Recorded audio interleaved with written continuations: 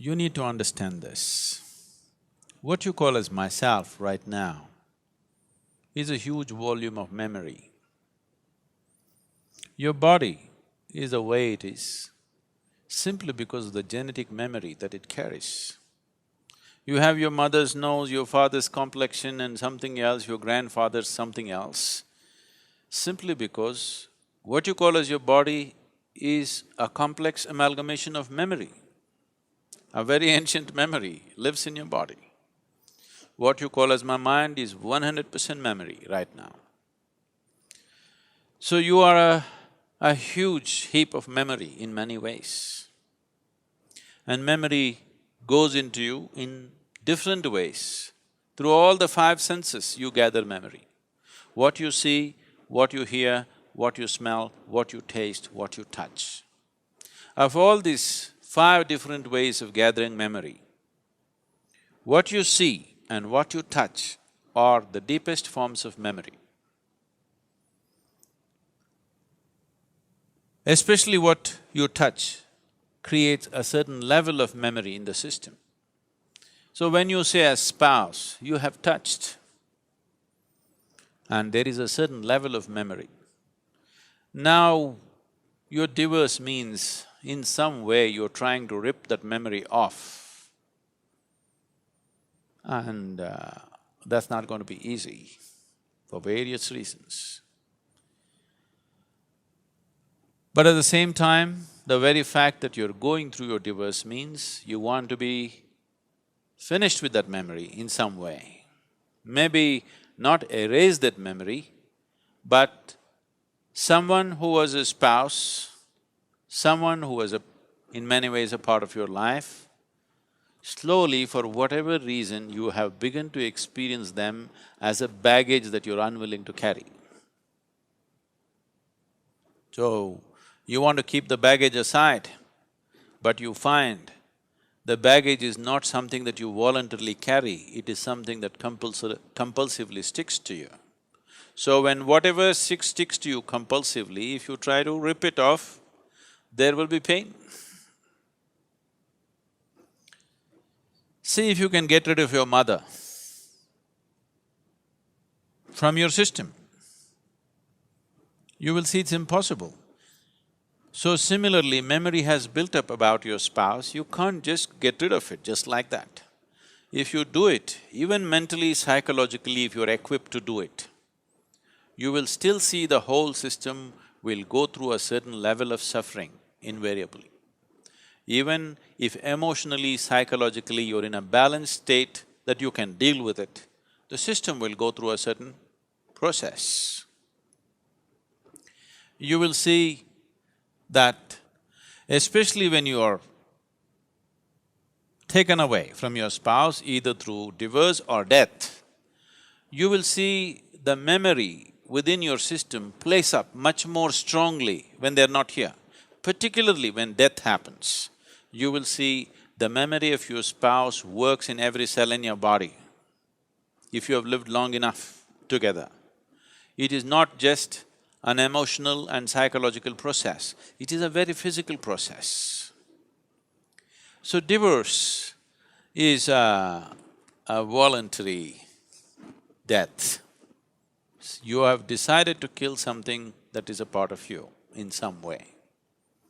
It is because of this reason that having this understanding of the existence and the way the system functions, that they always told you, till death do you apart, you will not part. Because there is a physical memory about this, and the body doesn't have the balance of the mind. The mind can decide and turn around, but the body cannot turn around. The more memory you build into it, the more confused it becomes. So one type of memory, body handles it much better. Now that you've chosen to divorce for whatever reasons, which I don't want to delve into, if it could be avoided, that would be best. But for some reason, you have come to that situation where this has to happen. You need to understand this, that divorce essentially means you have chosen to kill something which is a part of you. because what you call as myself is just a certain volume of memory. Now, to how to conduct this gracefully. Most people think the best way to conduct a divorce is immediately jump into another relationship and another relationship of the same kind. No, you will cause much more struggle and turmoil within the system by doing that. It's extremely important the body has enough time to work out the memory. The body has enough time to keep the memory at a certain distance. Otherwise, you will render yourself to a space where to make yourself peaceful and joyful will become an extremely hard thing to do in your life. So conducting this process gracefully and well is important, as it is important to conduct every aspect of your life gracefully and well. Now, two people who have shared their emotion, their body, their sensations and their living spaces.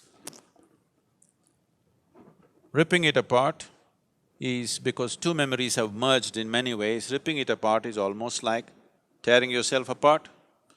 Even though you might have begun to almost come to a place where you can't stand the person anymore, still it hurts. Simply because you are trying to rip out a memory which is you, because you are a bundle of memory. If one does the necessary spiritual sadhana, if one does sufficient inner work to establish these energies, which is yourself, you are only divorcing your spouse, you need not divorce yourself. But you need to understand this, you have already divorced yourself, you are quite divorced from your own self.